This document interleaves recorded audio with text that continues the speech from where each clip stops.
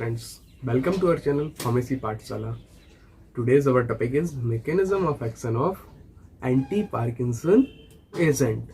तो आज के हम इस वीडियो में देखेंगे कि आपके पार्किंसन डिसीज को ट्रीट करने वाले कौन कौन से केमिकल एजेंट या कौन कौन से ड्रग्स आप यूज करने वाले हो और उनके कौन कौन से मैकेनिज्म ऑफ एक्शन होने वाले हैं। जैसा कि हमने अपने आखिरी वीडियो में देखा हुआ था कि आपके कौन कौन से एंटी पार्किंसन एजेंट्स हैं और उन्हें किस नाम से जाना जाता है या उनका काम क्या है। ठीक है, उनका जो क्लासिफिकेशन या जो ड्रग्स का क्लासिफिकेशन था वो हमने अपने अंतिम वीडियो में देखा हुआ है। इस वीडियो में हम चर्चा करेंगे कि उनका मैकेनिज्म ऑफ एक्शन क्या होने वाला है। ठीक है, तो आइए शुरू करते हैं आज का वीडियो अपना। ठीक, तो यहाँ पे अपना देखिए आप, जैसे कि भैया आपने उस वीडियो में या जो आपका एंटी पार्किंसन एजेंट्स था वहां पे आपने जो अप्रोचेस देखी थी, आपके पास दो ही अप्रोचेस थी। पहली अप्रोच ये थी कि आप डोपामाइन के घटे हुए लेवल को एलिवेट करें। जैसा कि आपने देखा हुआ था कि पार्किंसन में क्या था, आपके ब्रेन में डोपामाइन का लेवल कम हो गया था और एसिटाइल कोलिन का लेवल ज्यादा हो गया था। ठीक है, तो आपका क्या है यहाँ पे, आपको ये कौन सी डिसीज है, न्यूरो डिजनरेटिव डिसीज। इसमें मतलब आपके न्यूरॉन्स तो डिजनरेट हो गए, अब आपको एडिशनली ऐसा कोई एजेंट चाहिए जो कि उससे उस न्यूरो केमिकल से मिलता जुलता केमिकल रिलीज करे या वैसी ही एक्टिविटी दे। तो यहाँ पे आपका सबसे पहली ड्रग क्या थी, ऐसे ही एजेंट्स थे जो आपके डोपामाइन के लेवल को बढ़ाएं और उसमें सबसे पहले ड्रग क्या था आपका, dopa precursor. Dopa precursor in the sense ऐसे एजेंट जो डोपामाइन की सिंथेसिस और उसके रिलीज को बढ़ाएं। तो उसमें आपका सबसे पहला एजेंट क्या था, लीवोडोपा।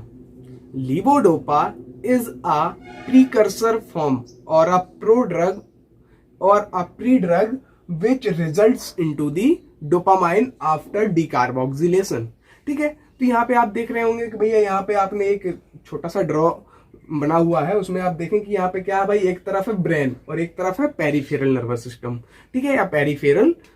ठीक है, अब बात करते हैं हम भाई पेरिफेरली। पेरिफेरली आपने ओरल रूट से जो भी आपका डोपामाइन है या डोपा लीवोडोपा करके ड्रग है, ठीक है, आपने ओरल रूट से लिया हुआ है। ठीक है, तो वो क्या है भाई, पेरिफेरली आपके दो एंजाइम रिस्पॉन्सिबल है उसके डाइजेशन के लिए या फिर उसके लाइसिस या फिर ब्रेकडाउन के लिए। ब्रेकडाउन इन द सेंस कि आपका लीवोडोपा पेरिफेरली डोपामाइन में कन्वर्ट होता है किसकी प्रेजेंस में, डोपा डीकार्बोक्सिलेज एंजाइम की प्रेजेंस में। डोपा डीकार्बोक्सिलेज क्या करता है कि आपके लीवोडोपा को डीकार्बोक्सिलेज करता है, मतलब आपके लीवोडोपा को क्या करने वाला है, डीकार्बोक्सिलेज करके डोपामाइन में ही बदल देने वाला है।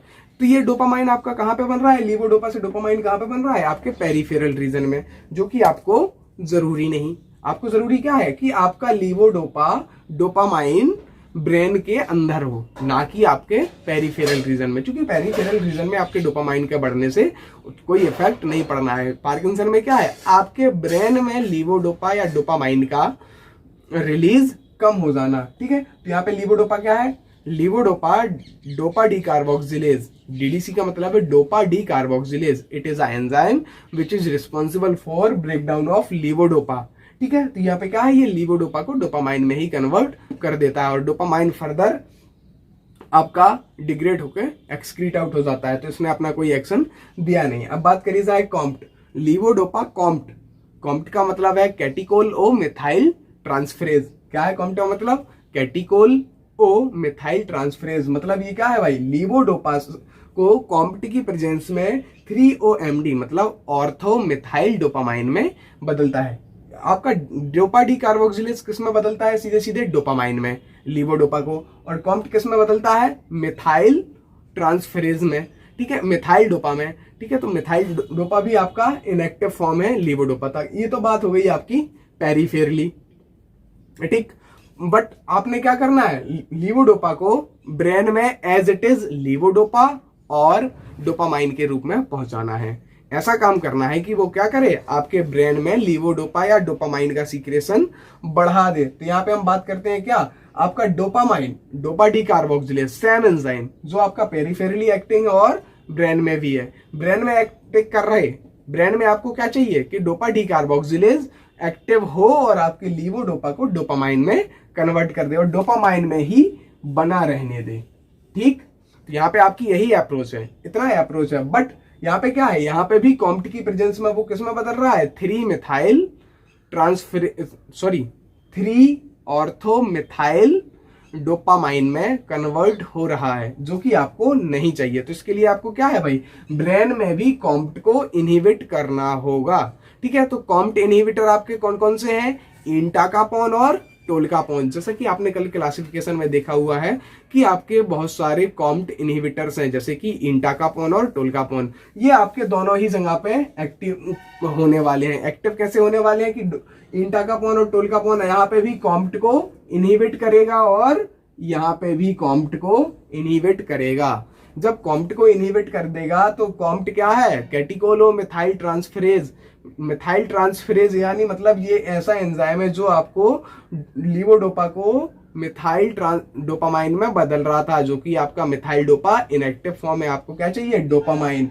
ठीक है, तो आपने इसे इनहिबिट कर दिया तो अब आपका लीवोडोपा किसमें टूटने वाला है, डोपामाइन में ही। ठीक, यहाँ पे क्या है, आपको सिर्फ पेरीफेरली डोपा डी कार्बोक्सिलेज को इनहिबिट करना है। आपको डोपा डी कार्बोक्सिलेज को ब्रेन में इनहिबिट नहीं करना है। तो यहाँ पे इनहिबिट करने के लिए आपके पास क्या है, कार्बिडोपा और benserazide. These are the agent which inhibit dopa decarboxylase only peripherally.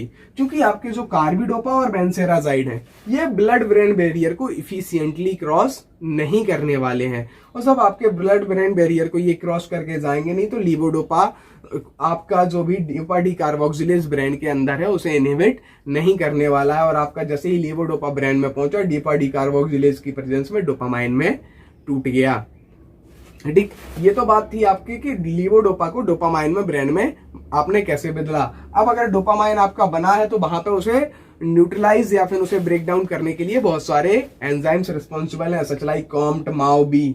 ठीक, माओ बी है आपका mono amino oxidase B enzyme.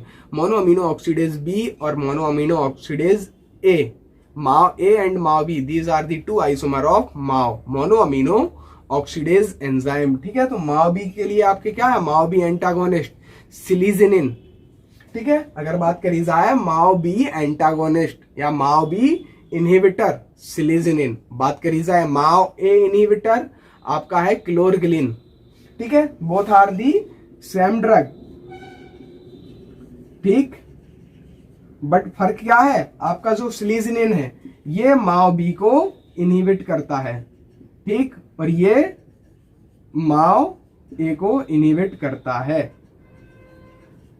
ठीक है ना, तो आपके जो अलग अलग है दोनों ही क्या है, MAO mono amino oxidase. Mono amino oxidase inhibitor क्या है आपका, डोपामाइन को मोनो अमीनो ऑक्सीडेज डोपैक में बदलता है। ठीक है, डोपैक में बदलता है। और कॉम्ट किस में बदलता है, डोपामाइन को मिथाइल या मिथॉक्सी टायरामाइन में कन्वर्ट करता है। ठीक है, और होमोबैलिक एसिड इसका आखिरी प्रोडक्ट होता है। तो आपको क्या करना है भाई, ब्रेन में आपको कॉम्ट को इनहिबिट करना है। कॉम्ट को इनहिबिट करने के लिए आपके पास कौन कौन से एजेंट हैं, आपके पास है इंटाकापोन और टोल्कापोन। ठीक है, ये एजेंट्स आपके ब्रेन और पेरिफेरल दोनों रीजन में कॉम्ट को इनहिबिट करने वाले हैं। ठीक है, जब कॉम्ट को ये इनहिबिट करने वाले हैं तो लीवोडोपा से आपका 3 ऑर्थोमिथॉक्सी डोपामाइन बनने वाला नहीं है। तो आपका जो भी लीवोडोपा है वो किस में कन्वर्ट होगा, डोपामाइन में। और डोपामाइन में ही बना रहे तो आपको फर्दर कॉम्ट और माओ को इनहिबिट करना है। माओ को इनहिबिट करने के लिए आप यूज करने वाले हैं सिलीजिनिन, और कॉम्ट को इनहिबिट करने के लिए आप फर्दर टोल्कापोन और इंटाकापोन ही यूज करने वाले हैं। अब बात करी जाए पेरिफेरली आपको किसे इनहिबिट करना है, डोपा डी कार्बोक्सिलेज को। उसको इनहिबिट करने के लिए आपके पास कार्बिडोपा और बेंसेराजाइड नाम के एजेंट्स हैं। ठीक है, तो जो एजेंट यहाँ पे कॉम्ट को इनहिबिट करेंगे वो यहाँ भी कॉम्ट को ही इनहिबिट करेंगे, और जो माओ बी को यहाँ इनहिबिट करेंगे वही माओ बी को यहाँ इनहिबिट करने वाले हैं। ठीक है, अब इसमें हमने एक दो कैटेगरीज और देखी थी। ठीक है, एक तो था अपना डोपामाइन फैसिलेटर। ठीक, यानी ऐसे एजेंट्स जो डोपामाइन को फैसिलिटी प्रोवाइड करें ब्लड ब्रेन बैरियर को इफिशिएंटली क्रॉस करने में। तो भाई साहब जो भी आपका लीवोडोपा है, लीवोडोपा मीन्स टू से आपका डोपामाइन प्रीकर्सर, इसका जो भी ब्रेन बैरियर को क्रॉस करने की इफिशियंसी है वो लेस देन 1% है। मीन्स टू से अगर आपने टोटल ड्रग, आपका जो भी ड्रग है, ठीक है, बात करी जाए 100 mg ऑफ ड्रग आपने लीवोडोपा कंज्यूम की हुई है, तो वो आपकी नियर अबाउट 1% ही ब्रेन में क्रॉस होके ब्रेन तक पहुंचने वाली है और 99% इन एंजाइम्स की प्रेजेंस में डिग्रेड होके आपके पेरिफेरली ही डिग्रेड होके बॉडी से इलिमिनेट आउट हो जाने वाली है। तो आपका इसका बायो अवेलेबिलिटी या फिर जो बात करी जाए इसके एक्शन की, तो इसका लेस देन 1% आपके ब्रेन तक पहुंचती है, ठीक है। तो उसे फैसिलिटी प्रोवाइड करवाने के लिए आपके पास कौन कौन से ड्रग्स हैं? आपके पास है ब्रोमोक्रप्टिन और एमेंटाडीन, ठीक है। एमेंटाडीन जो पहला था वो इन्फ्लुएंजा ए, एक वायरल डिसीज है, उसे ट्रीट करने के लिए डेवलप किया गया था एमेंटाडीन। बट इसके पास क्या है? डोपामाइन फैसिलिटर एक्टिविटी और साथ ही साथ एंटी कॉलिनर्जिक एक्टिविटी होने के साथ साथ ये पार्किंसन में भी यूटिलाइज होने लगा। और ऐसे ही आपका ब्रोमोक्रप्टिन क्या है? आपका डोपामाइन फैसिलिटर और डोपामाइन अगोनिस्ट या लीवोडोपा को अगोनिस्ट करने वाला, ठीक है, डोपामाइन की एक्टिविटी को सिनर्जाइज करने वाले, ठीक है। और एंटी कॉलिनर्जिक्स और एंटी हिस्टामिनिक्स एजेंट्स, ठीक है, वो भी आप इनमें यूज करने वाले हैं। वो क्यों? क्योंकि आपको एसिटाइल कोलिन का अमाउंट भी कम करना है। तो these all about the mechanism of action and its effect on dopaminergic system, ठीक है, कि डोपामिनर्जिक सिस्टम पे इन ड्रग्स का क्या इफेक्ट है, ठीक है। तो हम बात करते हैं भाई, जैसे लीवोडोपा हो गया, ये डोपामाइन प्रीकर्सर के रूप में यूज होता है और आपका ब्रेन में जाके डोपामाइन में कन्वर्ट हो जाता है, ठीक है। ऐसे ही कार्बिडोपा और बेंसेराजाइड आपका पेरिफेरली डोपा डी कार्बोक्सिलेज को इनहिबिट करने वाले हैं। एमेंटाडीन एंड ब्रोमोक्रप्टिन ये क्या है आपके? ये ड्रग्स ऐसे ड्रग्स हैं जो आपके डोपामाइन को फैसिलिटी प्रोवाइड करवाने वाले हैं ब्लड ब्रेन बैरियर को क्रॉस करने के लिए, ठीक है। और आपके सिलिजिनिन और क्लोरगाइलिन माव ए एंड माव बी इनहिबिटर्स हैं, ठीक। अगर बात करी जाए इनके काइनेटिक्स पैरामीटर की, ठीक है, तो आपका जो डोपामाइन है, ठीक है, वो ओरली वेल एब्जॉर्ब नहीं होता। वेल एब्जॉर्ब होने का मतलब ये है कि आपका इसकी बायो अवेलेबिलिटी नियर अबाउट 1% के अप्रॉक्स है, ठीक है। और ये आपका वेरियस एंजाइमेटिक रिएक्शंस के थ्रू डाइजेस्ट होके आपकी बॉडी से यूरिन एंड बाइल के थ्रू एक्सक्रीट आउट हो जाता है, ठीक है। बात करी जाए अगर इसके एडवर्स इफेक्ट्स की, एडवर्स इफेक्ट क्या क्या होने वाले हैं अगर आप ये ड्रग्स यूज या लीवोडोपा यूज करने वाले हो इन ट्रीटमेंट ऑफ पार्किंसन? तो यहाँ पे क्या है आपके? कार्डियक अरिदमिया हो सकता है आपको, टैकीकार्डिया या ब्रेडीकार्डिया, कोई सा भी कार्डिया हो सकता हो। मीन्स टू से आपका जो भी एक रिदम या फिर जो आपको रिदमिया है वो अरिदमिया में कन्वर्ट हो सकता है। बात करी जाए नोजिया और वॉमिटिंग, तो इसका क्या है भाई? ये CTZ और NTS को भी क्या है? एक्साइट करने वाले होते हैं और आपको नोजिया या वॉमिटिंग की फीलिंग आने वाली है। साथ ही साथ हाइपोटेंशन और बिहेवियरल चेंजेस, आपके बिहेवियर में बहुत ज्यादा चेंजेस लाने वाले होते हैं, क्योंकि ये ड्रग्स कैसे हैं?